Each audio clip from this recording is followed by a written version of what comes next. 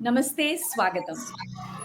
We are very delighted to start a series on the Bhagavad Gita, a summary of each chapter totaling 18, so that we may comprehend how our ancient texts are replete with traditional wisdom that is very relevant to current times. An essential learning to solve our problems of both the here and the hereafter. We have with us Arti Nagarajan ji, who has studied the Bhagavad Gita at the Arshavidya Gurukulam in Anekatti, Coimbatore, as a full-time student of Vedanta from 2014 to 17, under the guidance of Acharya Swami Sadatmananda Saraswati ji. She has worked in the IT industry for 12 years prior to joining the course. She has taught the entire Bhagavad Gita once and is presently teaching it online for the second time. Vanakkam Aarti thank you so much for agreeing to guide us with the summaries of Bhagavad Gita chapters. But before that, I would ask a few questions of you. To recap a little bit from the first chapter of the Bhagavad Gita, which we did last time, what was Arjuna's dilemma exactly, Aarti? He does not want to fight and kill his gurus and cousins. Is it only that? Or is there something more than that? Yeah, the first chapter of the Bhagavad Gita starts with setting up the context for the teaching, which is the battlefield. And the chapter itself is called Arjuna Vishada Yoga. Yoga here means topic. And the topic of the first chapter is the grief of Arjuna and the situations which brought about this grief. So we see that when he first enters the battlefield, he's with all enthusiasm to fight. But then when he sees his own brothers, cousins, his own guru, and his grandfather there, whom he has to kill, he is overcome by compassion. It was not fear, but it was compassion and also confusion. There was a conflict because he saw them as the people with whom he will enjoy the success if he wins the war. And he has to kill them to even win that war. That was causing a lot of grief to him. So he's now started questioning further. Sometimes, some very tragic situation, very hard situation, tough situation makes us ask some fundamental questions. And death is one of them. When we confront death, then our mind thinks in a certain way, and then we are led to ask some fundamental questions. What is death? Who dies? What happens after death? Is there really a death for me? All these questions start appearing. In Arjuna's head, also, we can see that first he was trying to understand and he was struggling with what to do. And he had decided, I'm not going to fight. But then he also knew that it was his dharma to fight. And therefore, there was a conflict between his duty and his emotional attachment to the people whom he had to fight. And then he discovered that even if he won the war, he would still be the same non acceptable person to himself because his victory would be tainted by the blood of all his relatives whom he valued and he loved. And therefore, he saw that even if I win the war, I'm going to be a loser. If I lose the war, of course, I'm going to be a loser. So, where is the solution to my problem? So, he now finds that he's not going to solve the problem just by answering this question, whether I should fight or not, but he goes deeper and asks Bhagavan for Shreyas. Please teach me what is best, which is beyond this dharma and dharma, which can help me understand and act accordingly. So there was a conflict in Arjuna, and there was this fundamental question of what should I do? What is right for me? How I can be free from being this non acceptable person seeking moksha. And that was the reason Arjuna had this confusion and asked this question. Thank you. But Bhagwan also gives Arjuna a few reasons so as that he doesn't feel sad or desolate about fighting and killing his own people. Could you please enumerate a few of those or all of those? Sure. First, Bhagavan starts. In fact, you can see that until the second chapter, the teaching doesn't start. And then, after Arjuna surrenders and asks Bhagavan to teach, he starts teaching. And the first thing he presents to Arjuna is that Atma, which is the real self, cannot be destroyed. Because Arjuna was all along thinking that I am going to destroy my beloved people. But then Lord Krishna showed him that he is in fact incapable of destroying Atma. Atma is not subject to destruction. If he thought, if Arjuna thought that I am going to be a killer, that also is negated by Bhagavan by saying, you are not the doer of any action. He dismisses basically the kartritvam. Kartritvam means the sense of doership. And we can see the basic problem of samsara, of this life of becoming sukha dukkha, is in fact these two notions of ourselves being a karta or bhokta. Karta means a doer of action, bhokta means enjoyer of experience. And these two notions of being karta and bhokta make us also suffer from the consequence of hurt and guilt of being karta and bhokta, and that makes up samsara. So that was completely dismissed by Bhagavan by showing that Atma is neither the karta nor the bhokta, is not the killer nor the killed. And further, he talked about how Atma cannot be destroyed. It is nitya, it is beginningless, it is ajaha, it is unborn, and it is not any other object to be perceived. Just like we perceive anything else, it is not the object, it is in fact the reality of both the subject and the object. And having discussed this in detail, having presented the real nature of Atma not being subject to destruction, and also showing that Atma is not something which is limited to the body, it is limitless. After having presented this, then Bhagavan comes down a little bit and shows other reasons why his sorrow is illegitimate, in fact. And there Should we he get into presents those? how. Sorry, go ahead. Should we Yes. go into those reasons also now? If you want to, Yes, because please. If you can I enumerate thought, it, yeah. we could. Yes, thank you. Yeah. Sure. So first, he says, if you think all these people are in fact jivas, because being in Sanatana Dharma, one accepts that this is not the only life. There are many lives that the jiva has to undergo, and this is one among them. And this is not the end of the jiva. So if you think those people are really jivas, then also you know that they will come and go. They are subject to being manifest. This gross body, which is called sthula deha, is subject to manifest during birth and then become unmanifest during pralaya, in fact. So these keep happening in a cycle. So you know that they are bound to be destroyed, then why is there any reason for sorrow? He asks, Tatraka paride, why do you want to grieve for that? Because Jiva is going to pass from body to body, the bodies are going to drop anyway, and Jiva is not going to be destroyed. And then further he says, okay, if you think these people are in fact only the bodies, then also you should not grieve. Why? Because body which is subject to birth will be subject to death. Jatasya hi dhruvo mrityuhu. He says whatever is subject to birth one day will die. So that's a fact. Arjuna, why are you grieving for that? So all the bodies in fact will get destroyed one day or the other. And then further he says, all right, from another standpoint of your dharma also you should fight. You should not grieve over the result of the war, because as a kshatriya it is your dharma to fight.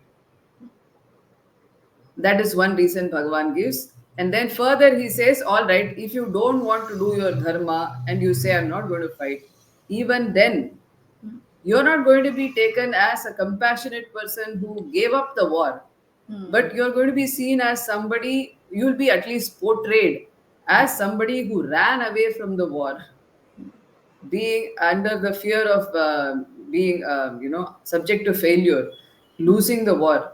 And Duryodhana will say, look how Arjuna ran away. I formed this vyuha, and he saw how formidable our warriors are, our army is. And even a small soldier, Swamiji used to say, even a small soldier will say, I just twirled my mustache and looked Yes. at him, and then he ran away in fright.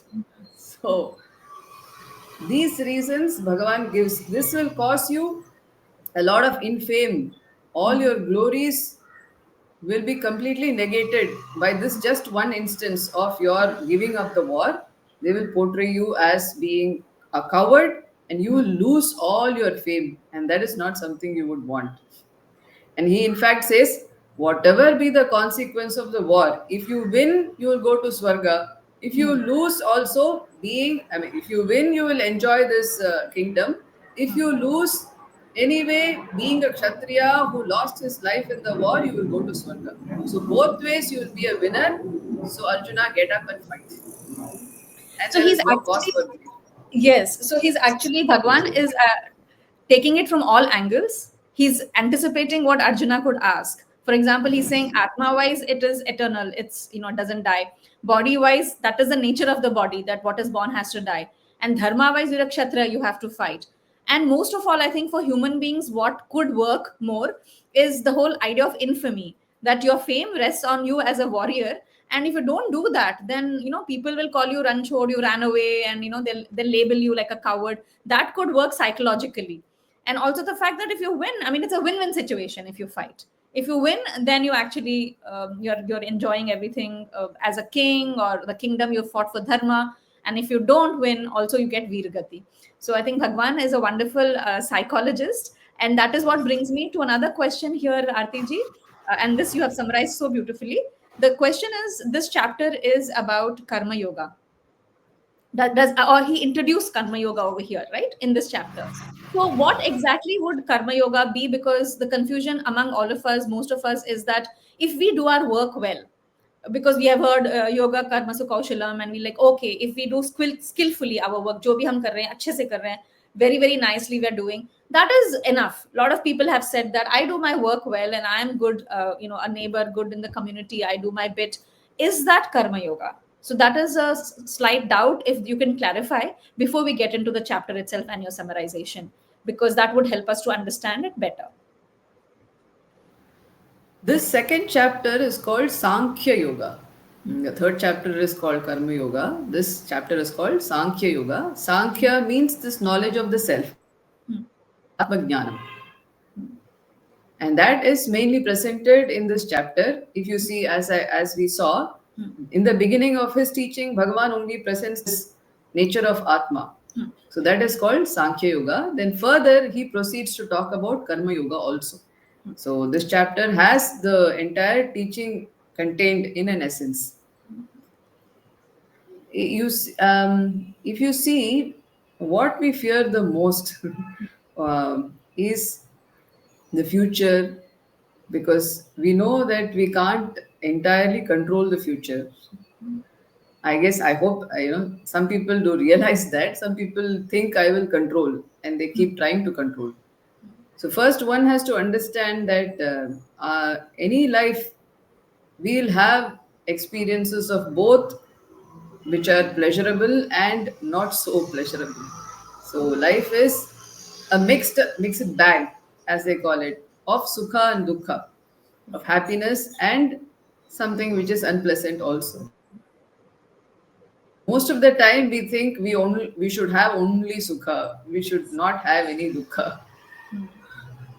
And then further, we are not sure what will happen in the future, or we are trying to control what will happen in the future, and therefore we are anxious, we are restless, we go into depression if we think the result will not be according to our liking. All this is because of our basic tendency of holding on to what we like and trying to avoid what we don't like. It's called raga dvesha.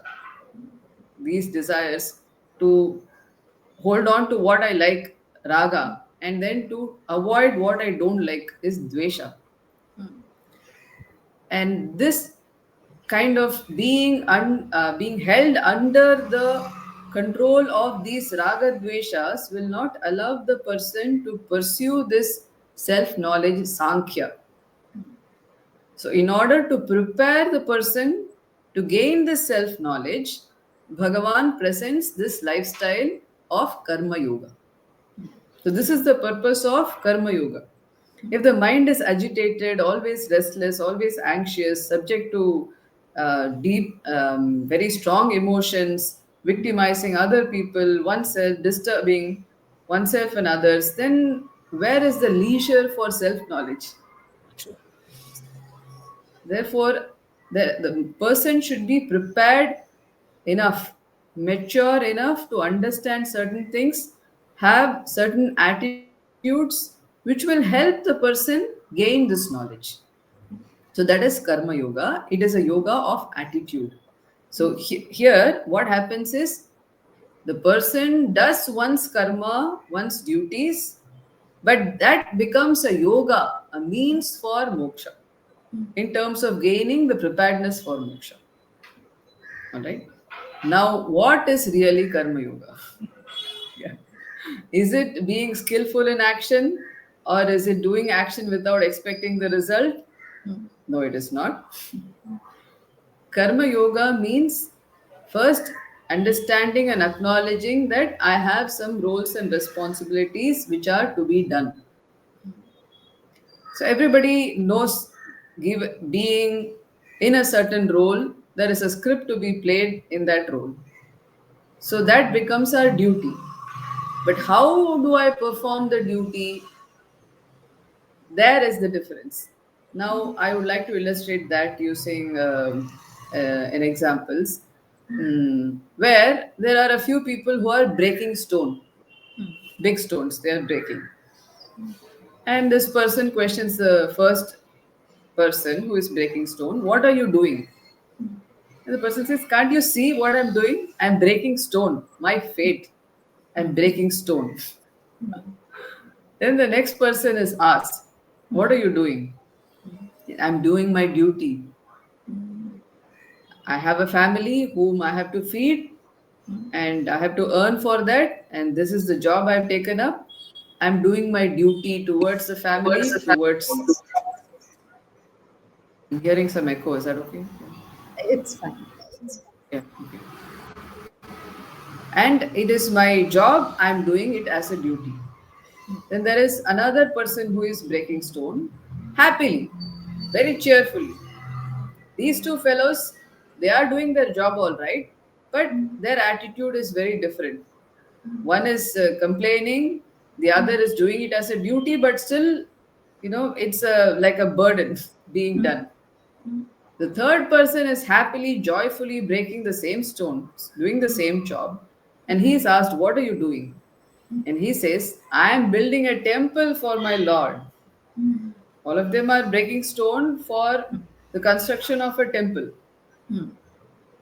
But this person, his attitude is, I am doing it for Bhagavan, for Ishvara. My work is worship.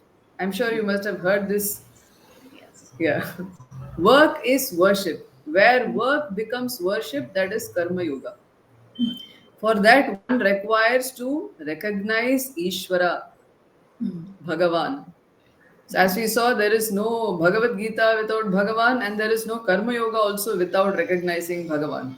So one understands that everything in this universe works according to certain laws, including the law of karma. And there is an author to these laws. Somebody has created these laws. The one who has created this universe has created the laws to run this universe, and that author is Ishvara. That recognition one has, one should have. If one has to be a karma yogi, then one should recognize that Ishvara is behind all these laws, and behind every result of action also, behind the law of karma. And therefore, Bhagavan is recognized as karma phala data, the giver of the result of my action. And he is also the giver of my duties. He has put me in this role, given me these duties to perform. So, what I am performing is, in fact, his worship. By performing my duties, what I am performing is really worship to Bhagavan. He's going to say that at the end, in the 18th chapter, he says, Swakarmana tam abhyarchya siddhim vindati manavaha. Siddhi here moksha, vindati gains, manavaha, the people, gain moksha by what? Swakarmana, by doing their own karma and worshipping me. So, worshipping me not just using flowers or mantras, by just doing their karma as worship to me, people gain moksha. So, first we have to then include gain the preparedness for knowledge. Having gained knowledge, they gain moksha. So, Karma Yoga is defined in two phrases in the second chapter. One is Samatvam Yoga Uchyate, and the other one is Yogaha Karmasu Kaushalam. So, having recognized Bhagavan as the Karma Phaladata, one has this attitude of prasada towards the result of action, because anything which is coming from Bhagavan is called prasada. That is the attitude we have, that is the advantage we have being in this culture, having Yes. gone to the temple many times, having done puja, having done anything at our home. If you see, first it is offered to the Lord in many traditional homes. Anything that you buy, also any Yes. new Yes. gadget, any new thing, even my father even puts his Clothes, everything. medicines, yeah, anything, yeah, anything is put at the altar first, offered to Bhagavan, and then it is taken. Why? Because anything which comes from the Bhagavan, the attitude we have is of prasada. That means I am able to accept it cheerfully. And we have seen that any of our actions can have four possible results, which is equal to my expectation, above my expectation, below my expectation, and completely opposite to the expectation. Yeah, we had taken the example of dosa preparation in our first talk, right? Yeah. Yes. So there are these possible results of my action, and I cannot control that. I can only control, or I can only manage my actions. I have a choice only with respect to my action. The result of my action is completely left to Bhagavan according to the law of karma. And the law of karma is just, it's not going to be partial to anybody. So, whatever comes, I recognize it as being coming from Bhagavan, and therefore I have this attitude of Samatvam. Almost equally, I'm able to accept however the result is. And that removes my resistance to what happens, my anxiety, because I know it is prasada. And Bhagavan is a just karma phaladata. Whatever I deserve, I'm going to get, and it is coming from Bhagavan. Therefore, I also have this attitude of being able to accept it cheerfully as prasada, even though something may be below my expectation or opposite to my expectation. Still, I am able to have this almost sense of equanimity. That is called karma yoga. That is one aspect of karma yoga. The other, as you had said, yogaha karmasu kaushalam. Karmasu, in terms of karma, kaushalam, there is skill. It is karma yoga does not mean skillfully performing an action. Swamiji used to give this example of a pickpocket. That person says, I can skillfully pick any pocket, so is he a karma yogi? No.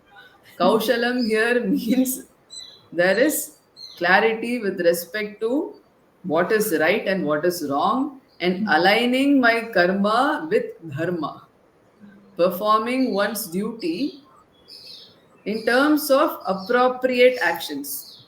So the end is the same, all right. Earning money, say, is the end, but the means are different. There are various possibilities in how a person can earn money. One can take to dharmic ways, which are keeping with dharma, or one can take to adharmic ways in terms of cheating or other things, other unethical practices also. But a karma yogi is the one who does not go according to one's raga dveshas. His or her actions are not governed by one's likes and dislikes, but what is to be done in keeping with dharma, that is seen. That is called kaushalam. This discernment on what is right and what is wrong and choosing what is right, that is called kaushalam here. So, with respect to action, one performs one duties in keeping with dharma, and we have already seen many a times there is a conflict between what I should do and what I like to do, right? So I think you must have heard anything which is good in life is either fattening or immoral or illegitimate or something. So Yes. Yes. yeah. So what generally what one likes to do is not something one should do. There is always this conflict between the decider and the doer. Inside there is one idea, but then there is a pressure to do otherwise.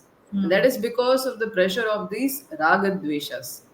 What happens in karma yoga is one performs one duty without being held captive or without being governed by one's likes and dislikes, doing one's duty according to dharma, non-hurting also. So dharma means which is definitely non-hurting to oneself or to others. So keeping the values in mind, keeping the ethical code in mind, keeping one's duty in mind, one performs the action. So as a mother or as a worker or an employee or a citizen, when one does something, generally the attitude is, I am doing it for that person, I am doing it for the country, I am working so hard for my baby. But then one, if one is a karma yogi, the attitude is, I am doing all this as my arpana to Bhagavan. It's not for the sake of the country I'm working. This is given to me. This role has been given to me. I work for Bhagavan. I'm aligning with what Bhagavan wants me to do in performing my duties. I have been given the role of a mother. I do the duties of the mother, and therefore I'm not expecting some kind of a gratitude or reciprocation from the child, but I Constant am doing appreciation, validation. Yes. many times we seek that approval, we seek that appreciation. Why? Because we think we are doing it for that person or for this reason, for this cause. But once I recognize that I am doing all that I'm doing in life for Bhagavan, and he is giving me just results, then there is no cause for resistance or thinking that I have failed or I have succeeded or expectation of some reciprocation, appreciation. All that is one is freed from. So karma yoga is seen in two ways. One is with respect to my actions, I have Ishvara Arpana Buddhi. As an offering to Ishvara, I perform, even though it may be against my raga dveshas. And then with respect to the result of the actions that I perform, I have Ishvara Prasada Buddhi, where I'm able to accept anything which comes as prasada and able to take it cheerfully as coming from the Lord. So beautifully explained, Arti. So you've brought in Ishvara, the cosmic order that whatever we do is in order and not to go against it and not have any insistence or resistance to whatever is coming through our actions because it is part of it is the order which is very just. So not having Ishvara in the picture, not looking at the cosmic order, the big picture will not make it karma yoga because when people say, so what I've understood from what you've just said is not having that will not make it karma yoga. So having Ishwara Arpana Buddhi and Prasada Buddhi is very essential and not acting as per Raga Dveshas, but as per the role that we have and not having that pressure or insistence and resistance to whatever is coming our way. So this is very beautiful. I hope I can remember it in my day to day, whatever I'm doing my charya, and the viewers also, can understand this concept better because people have a big confusion about karma yoga. Everybody assumes that if you do it, like you said, skillful in action. The pickpocket example was very beautiful because he's a very good pickpocket, but doesn't mean that he's in line with dharma or it's karma yoga. Stepping back a little bit, you had mentioned when Bhagwan gives the reasons why one shouldn't worry when you're a warrior, you're killing Arjuna, go ahead and fight. He said the Atma is eternal. There I have a little small question. So, Atma, when you say is eternal, would it mean that it's beyond time and space? And if that's what is meant, what would it imply for us as human beings and that knowledge that it is beyond time and space? If you see why we are subject to sorrow, subject to all these conflicts, is because we have this basic notion that I am limited to this body, mind, sense complex. So I am this body, I am this mind, I am these senses, I am the intellect. So our identity is with one of these things. And when we see that they are limited, we are not able to accept that limitation, and we try to do something to overcome that sense of limitation, and there are desires for that, and then we try to fulfill the desires. Some we succeed, some we fail, but still, whatever I do in life, I see that I am not able to be that fulfilled person, that completely satisfied person, because I can never make these things complete or perfect. I can never have a perfect body because it is limited. Being a body, it has its own qualities. It will be subject to some limitation. And the mind, of course, it is subject to some emotion or the other. It has its own capabilities which are limited, and the intellect also. There are certain limitations that the intellect has. My intellect is not good enough, that person has a better intellect, there is comparison.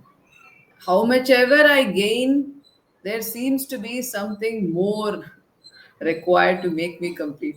So where does this end?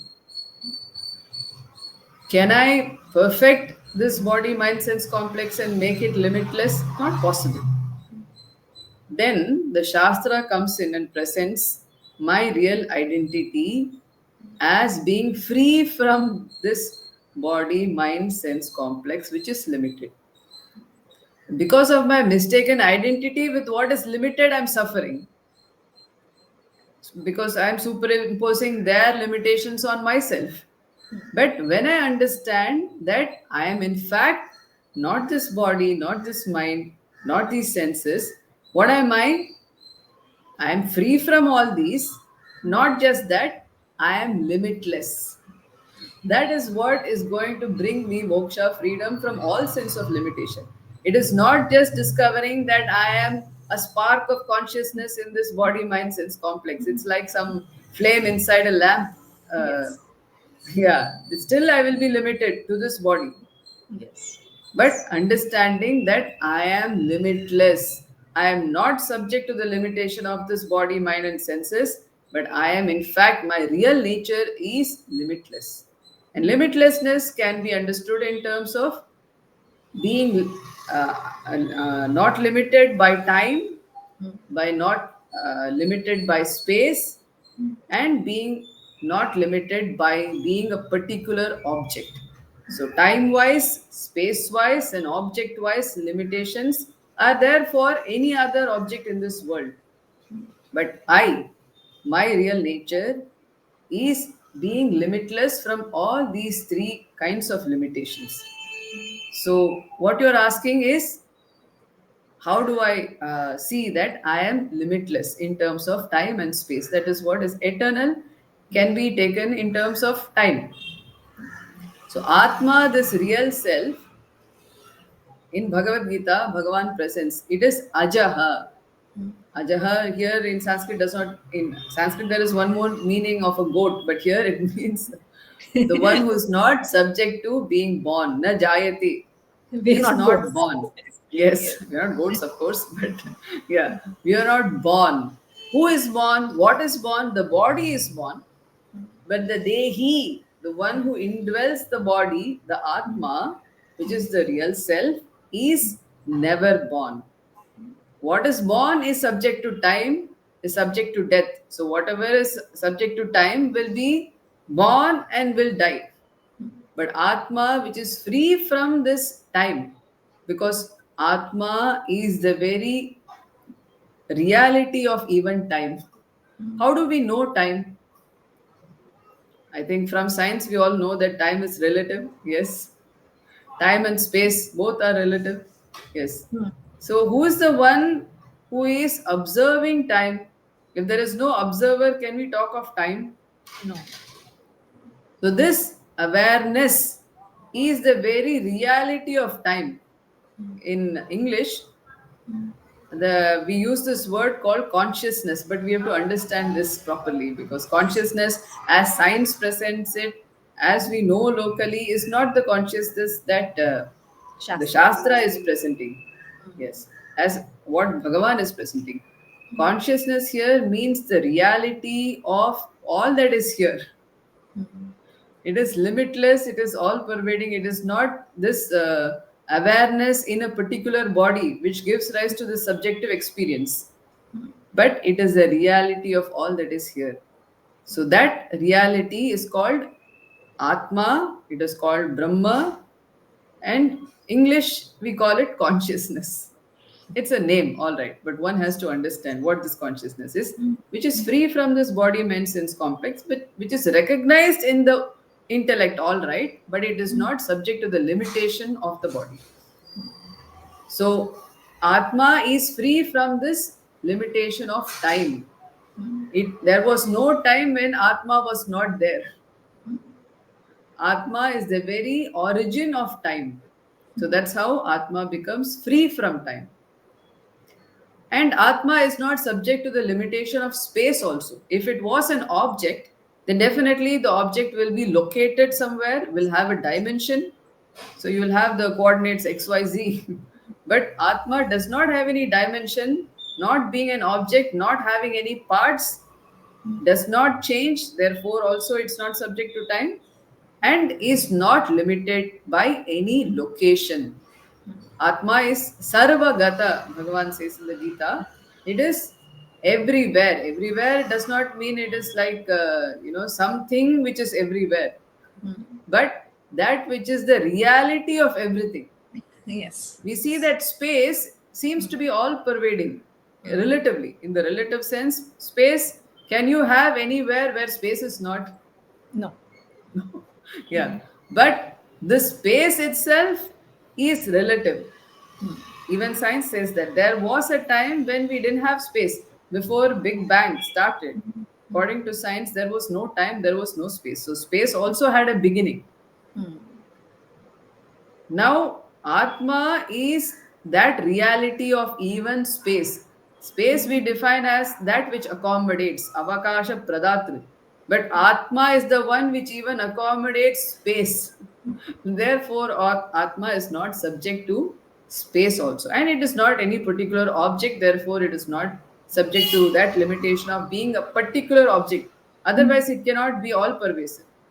It cannot be the reality of everything.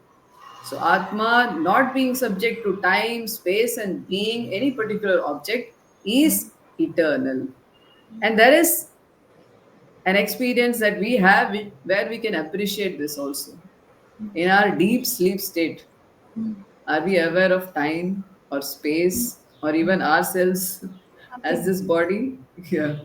So we can appreciate that there is something which is free from time, space, and being a particular object. And that is Atma, which is the reality of everything. Your explanation itself is making me feel very free and light, RTJ. And to imagine if one actually has that awareness and is constantly in that, it must be so beautiful. That is what we term as moksha, I suppose. Because of all these complex terms that you are explaining so beautifully in such a lucid manner, I will put you in a spot again, and if you don't mind, please explain dharma, because dharma again is so complex. There's so many synonyms, so many meanings to it. So what is it that we should understand when we hear the word dharma? And kind of a secondary question to that, because in case you're explaining and you can use that, when people say we believe in duties, which is dharma, and not in rights, unlike the for the lack of better word, the Western concept of rights. So ours is a duty based society versus a rights based society. So please explain dharma in terms of duties also. Yes, as you said, dharma is an involved word. It has a variety of meanings, and each meaning is based on the context in which it is used. So, any word in the Shastra, one has to understand it in the correct context. And that's where the commentators, like you asked, why we should study Shankara Bhashyam, there it comes in, because one has to understand the word in that context in the right way. Dharma can mean, of course, as everybody understands, it is the standards, the ethical standards which supports the society, the moral code which supports the society, that is called dharma. And one's duty also is called dharma, which is in keeping with the standards. And sometimes dharma can also mean punya, the result of our right actions in terms of punya. So punya also is another word meaning for dharma, and it can also refer to the nature of certain thing. Nature of a thing also is called dharma. It is to be subject to birth and death. In that way also dharma can be used. But in what way does Bhagavan use dharma in the Bhagavad Gita, in the teaching? In two ways. One is, of course, this structure, this ethical structure of the society, this cosmic order, this universal order of dharma is presented by Bhagavan and is often referred to by Bhagavan when talking about Karma Yoga. And also dharma as swakarma, duty. One's own duty is also presented by Bhagavan. So dharma, if you see, it is all seen as under two categories. One is called samanya dharma as the ethical structure, samanya dharma and Visesha Dharma. Samanya dharma is what is universal.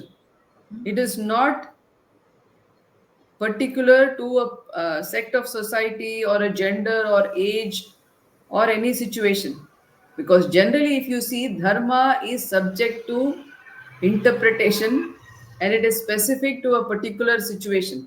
The same dharma cannot apply everywhere in every situation. The kala, the samaya, the sandarbha, the situation, everything. Yeah, the context has a great role to play in interpreting what is right in that situation. But this universal code, this samanya dharma, it is called universal. It is called samanya because it does not change anywhere. What are the examples of samanya dharma? This is inbuilt. It is not something which has to be taught. So Swamiji would give the example of this monkey, this baby monkey, catching on, holding on to its mother. Yes. Who teaches the monkeys, the baby monkeys? So do we have a school for baby monkeys to say that you have to hold on to your mother, otherwise you will fall? No. They have this innate capacity to do that. They have this awareness that I should catch my mother. Why? Because if I fall, it will not be pleasant. Yeah, and I may die also. And in fact, they say when the baby leaves the mother, then the mother will abandon the child also. So it is grown up enough that it doesn't need my support. Yeah. So all this is inbuilt. And how should the mother cat take care of the kittens? Do they have a school? No. I used to wonder myself, how does she know that she has to find a spot to give birth, Yeah. that she's going to have a baby, some kittens are going to come, and she has to feed them, take care of them, show them how to hunt, then move them from one place to another. All these things, how do they know? It's all inbuilt. So, like that, dharma is inbuilt into us, this samanya dharma. Like, I should not get hurt. I don't want to get hurt. Therefore, I should also not hurt anybody. Yes. Nobody wants to get hurt. That awareness I have. The cow does not have that awareness. This dharma awareness it does not have. That I don't want to get, it has. But others also don't want to get hurt, that awareness it doesn't have. That's why it can gore the person if it is attacked or if it is subject to some threat. It does not think, oh, I'm going to cause so much pain to the person. I should not do it. Only a No human thinking. being can think that way. That is dharma. Mm. So this universal Samanya Dharma is what I want to have is something that everybody also wants to have. So I don't want to get hurt. I should not hurt anybody else. This sense of ahimsa, this value of ahimsa is universal. And speaking truth also. Do Yes. you want to be lied to? No, nobody should lie to me. But can I lie? No. That is also dharma, that I should speak the truth.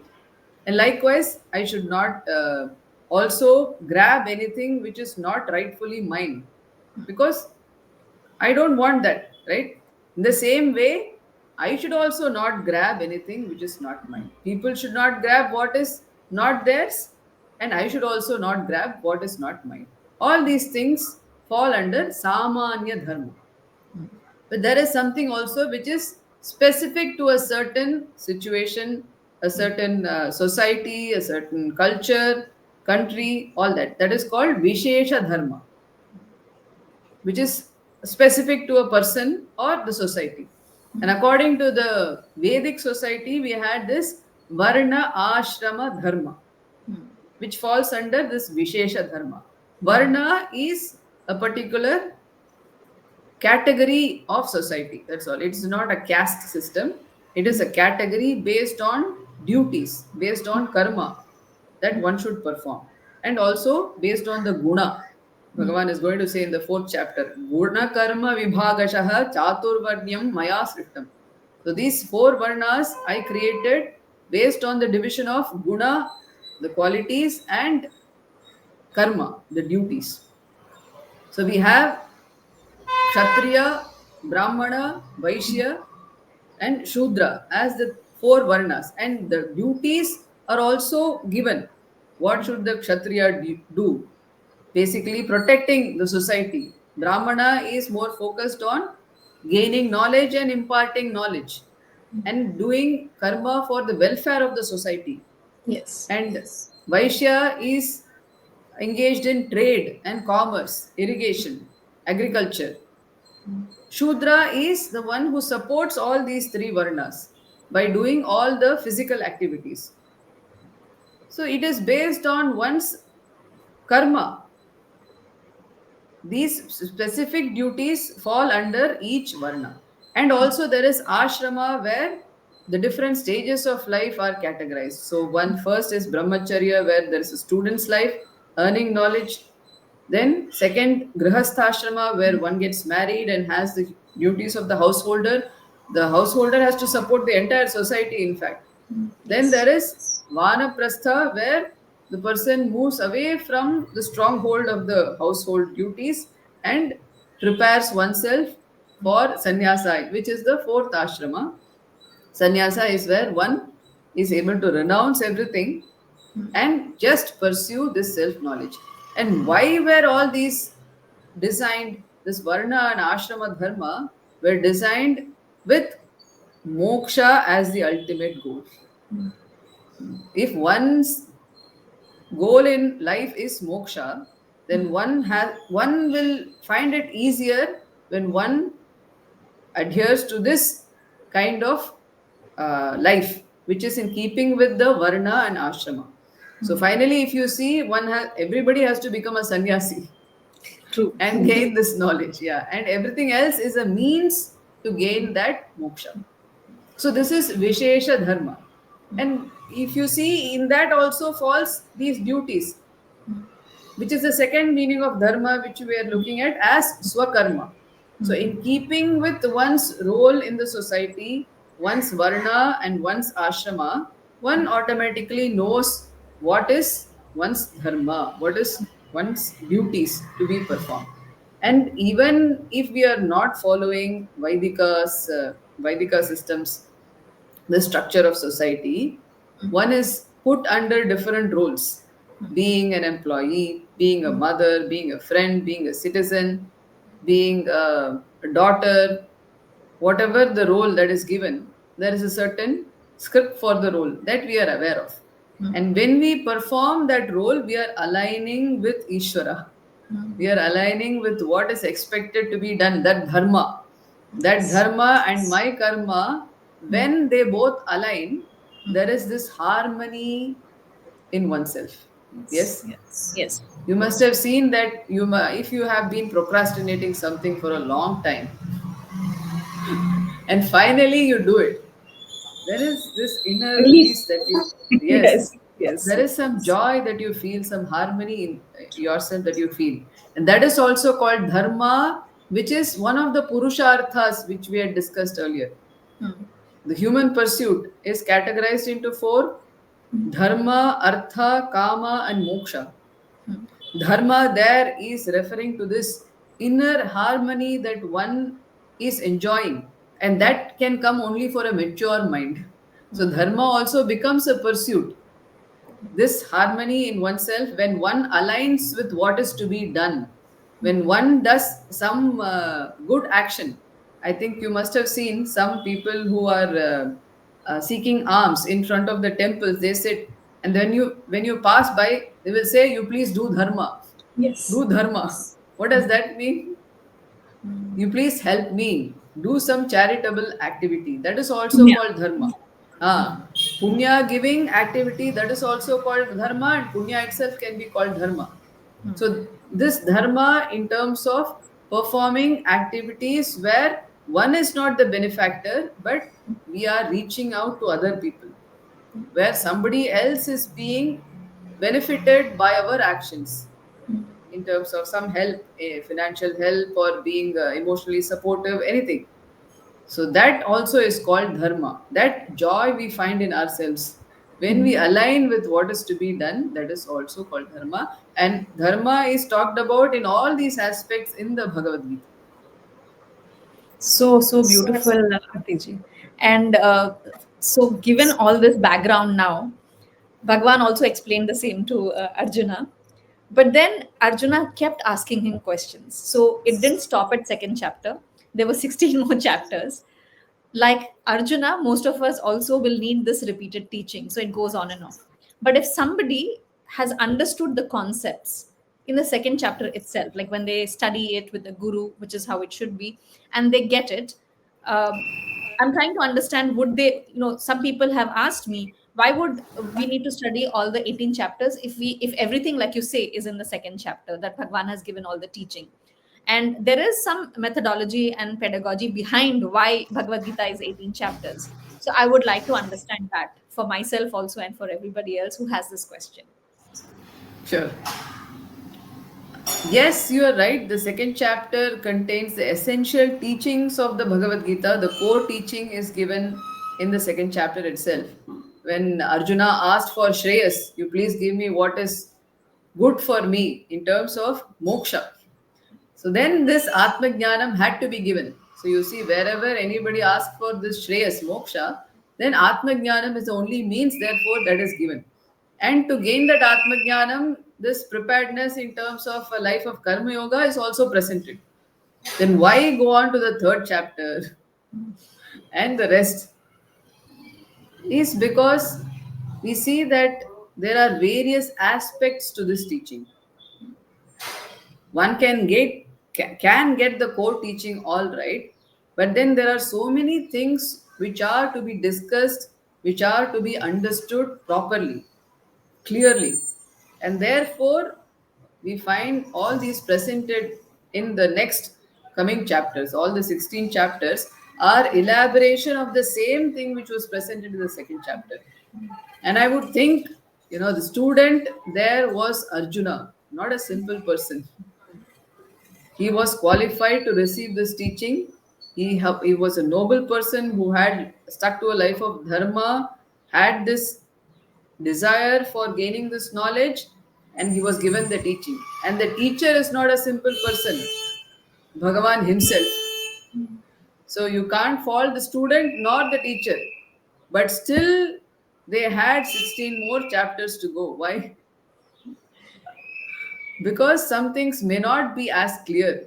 And there are so many other things to be understood around this Atmajnanam, which is called Yoga Shastra. As we saw, Bhagavad Gita has two aspects. One is Brahma Vidya, this Atmajnanam, and the other is gaining preparedness for this Atmajnanam, whatever is required. That is presented as the Yoga Shastra. So, in terms of karma yoga, in terms of certain attitudes one has to have, in terms of values one needs to possess, all that is presented by Bhagavan. Therefore, it becomes a complete Shastra, Bhagavad Gita, because it contains both Brahma Vidya and Yoga Shastra, is called a complete Shastra. It said, Yoga, Gita Sugita Kartavya Kim Manye Shastra Bihi. This, why should you study all other Shastras when everything is contained in the Gita? So, the whole Gita is, of course, relevant for anybody to understand this Atmajnanam completely. If Arjuna could not understand, if Bhagavan could not make Arjuna understand in just the second chapter, then we have to see how qualified we are, how much capacity we have to understand. So the rest of the Shastra is not a waste of time, or it is not going to be irrelevant. It is very relevant, and also this whole teaching is in the form of understanding this Mahavakya, which is called, where one understands the oneness between Jiva and Ishvara. So Jiva's nature has to be presented, Ishvara's nature has to be presented. And Ishvara's nature is presented only from this seventh chapter onwards.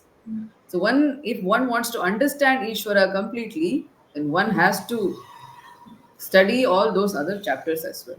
And the next six chapters, they talk about this oneness and so many other aspects of this teaching. So it becomes very important that one goes through the entire Bhagavad Gita to gain the complete knowledge. Thank you. And in this chapter, second chapter, Arjuna realizes that the problem is not merely a topical issue that, should he fight or not with his gurus and relatives. It's a deeper issue of life and death. So, does a student of Bhagavad Gita, whoever is wanting or there is some kind of inclination, do they have to reach such a point in their life to take up the study? And only then will it be effective? Or would you recommend that they start the study so that that eligibility that you're talking about, the adhikaritvam, comes along the way? What should come first, or what would you recommend? Yeah. I think anybody who is in the Sanatana Dharma, as we saw earlier in the previous talk, they have, if they have certain questions about what this is about, what is this whole Sanatana Dharma about, what is the meaning of life, if they are seeking questions, then Bhagavad Gita gives them the answer. And if one has come to realize that what one is seeking is not going to be gained by just these pursuits of artha or kama, I'm not in fact seeking all these things. I have deeper questions in life. I want to get the answer. I'm seeking moksha. When one has understood, it is like a thirsty person when given water, how they would appreciate when in comparison to somebody who's not thirsty. True. So that makes a difference. So if one studies Bhagavad Gita, being a mumukshu, being the one who is desirous of moksha, it definitely is effective, because this is the only solution available. When one seeks moksha, jnanam is the only solution available, and jnanam is in the study of this shastra. Yes. But one definitely can start the study of Bhagavad Gita even without this intense desire for moksha, as something which one can pick up. It's like some married girl can still read what to expect when expecting, because that's going to come later. True. So, if because the Shastra is not just presenting jnanam, pure jnanam, but also preparedness for this jnanam. Vichara, which is leading to this jnanam, is also part of the Shastra, is part of the teaching. Therefore, definitely in any stage of life, one can start studying the Bhagavad Gita. It is definitely going to help. And I think in the first talk also we had seen, it is relevant for anybody in any walk of life. In simple transactional matters, also Bhagavad Gita gives a lot of jnanam to handle life. So definitely it will be helpful in both cases, but more effective when one realizes that moksha is the goal. Thank you, Artiji. Finally, any shloka from the second chapter that you like, or there's a preference, since we don't talk of likes and dislikes. If there's a preference for a shloka and anything that you think would help the viewers, that we could repeat and also learn for until next time. Sure. Second chapter is full of beautiful shlokas. um, Among them, I think what if it depends on the context also. When we want to appreciate our real nature, then there are certain shlokas which can help us bring back that vision where the real nature of Atma is being presented. Where he says there is no death for Atma. So all those shlokas are also there. I am not sure if I can go through all of them, but A few or one or two, whichever you think is something that you want to before we do the summary of this chapter. sure. So there is this 21st shloka in the second chapter, which is talking about Atma's real nature. Can I just chant it? Or would you like to repeat or? So you can chant it once, and the second time we can do call and response. Okay.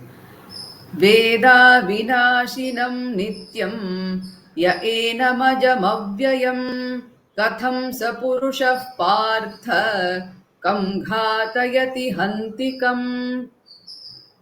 So this is one shloka which talks about Atma being Nitya, Avyaya.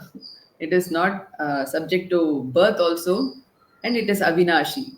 So that is presented, and another shloka where one understands that Atma is not subject to death, and whatever is subject to death is the body. So that also is a very powerful shloka for me because it has helped me. So where it is the 27th shloka, Jatasya hi dhruvo mrityuhu dhruvam janma mritasya cha tasmadapariharyerthe natvam shochitum arhasi. This happened when my yeah, one of my dear family members passed away. So this came to my mind. So jatasya hi dhruvo mrityuhu. One that is born is subject to death. And then there is a nice verse also which compares to the body as the dress the one discards. So that is also a nice verse. I don't know hmm, if we have to chant all of them, then we will run into a lot So of maybe just shlokas. these two. Thank you, thank you, Yeah, Arti. So maybe yeah. these two shlokas, we can start with the first one. I'll repeat it, like one part, quarter part, and then I'll repeat it, and then that way people can also listen and repeat after you for pronunciation, etc. Kavita ji, I would just like to present a few other shlokas Oh, which are sure, sure. Go important ahead. in terms of Sure, yeah, sure, sure. yeah.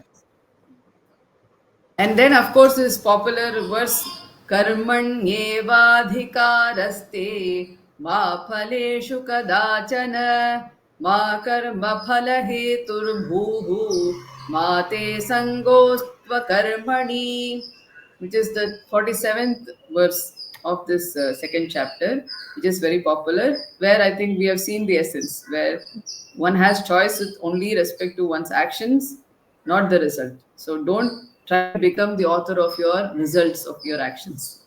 And let there not be attachment to inaction as well. Just because you say that, okay, I don't control the result of my actions, doesn't mean you will just sit back and not do anything. One has to act, but still recognize Bhagavan as the karma phaladata. So that, and then we have other shlokas where in the second chapter, Bhagavan is presenting the wise person. Sthita Prajna is called. So in that section, there are a few verses which are also very beautiful. Where first Bhagavan starts explaining the lakshana, the quality of a jnani. He says, this is the 55th verse. Prajahati yada kaman सर्वान् पार्थमनोगतान् आत्मन्येवात्मना तुष्टः स्थितप्रज्ञस्तदोच्यते. So where he says the person, as even the desires arise, the person is able to give them up. They just fall off. They don't, in fact, need any giving up also. There are no desires in this person. And later he is going to say how he's equivalent to the ocean which is ever full. And then in the second verse is what is beautiful. He says, just by being oneself, one is happy. Tushtaha. Atmanyeva atmana tushtaha. Just being oneself, one is fulfilled, one is happy. That is a beautiful verse also, which I often think about. So one of them I'd like to repeat, if you don't mind, at the Jatasya Dhruvo Mrityuhu, if I can repeat each quarter that you Sure, say, so people can sure, take away one shloka at least. sure, sure. Yeah. जातस्य हि ध्रुवो मृत्युः जातस्य हि ध्रुवो मृत्युः ध्रुवं जन्म मृतस्य च ध्रुवं जन्म मृतस्य च तस्मादपरिहार्येऽर्थे तस्मादपरिहार्येते न त्वं शोचितुमर्हसि. न त्वं शोचितुमर्हसि. Thank you so much, Arti ji. As always, all these sandehas, doubts, questions that we had, and you always give us a lot of clarity with your answers and your examples.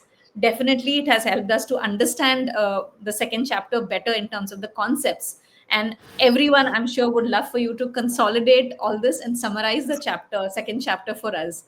Please go ahead. I will do a quick summary, yeah, because we are short of time, I guess.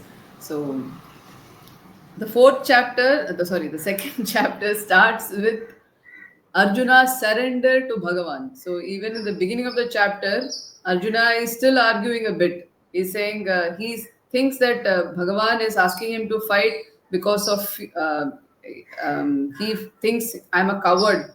But Arjuna argues that it's not because of fear of failure or my cowardice that I'm not fighting, but because they are my own relatives, my guru. How can I fight them?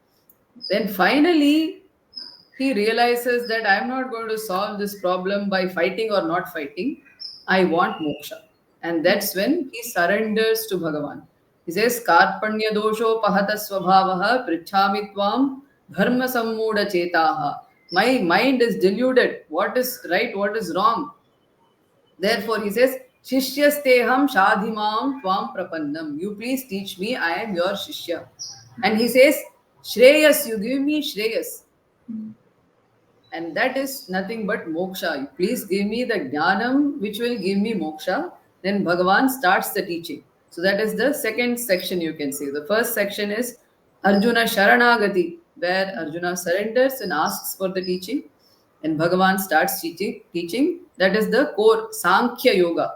Atma Jnanam is given. The next section, where Bhagavan talks about the real nature of Atma.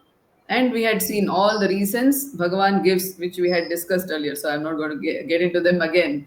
Why Arjuna should not grieve? Because you can see the main reason for Arjuna asking this question was this grief. He says, even in the second chapter, I am not able to handle this grief. My body is shaking. I'm completely helpless.